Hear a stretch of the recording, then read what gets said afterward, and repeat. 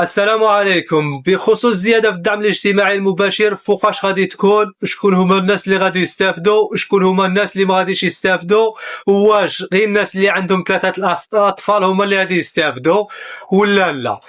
فيعني كما كتعرفوا اي اجراء كيتاخذ ولا كيتم تغيير شي حاجه ولا كتجي شي حاجه جديده في في الدعم الاجتماعي المباشر، السجل الاجتماعي الموحد، فراك يعني كتفعل في شهر 12 قبل ما تدخل سنه جديده. يعني في الغالب الزياده غادي تكون شهر 12 هذا اللي جاي سنة 2025. وبالنسبة للناس شكون اللي غادي يستافد؟ غادي يستافدوا الناس اللي عندهم 3 الأطفال لتحت. عندك 4 الأطفال ولا 5 ما غاديش تستافد عليهم، غادي تستافد غير على 3 الأولى.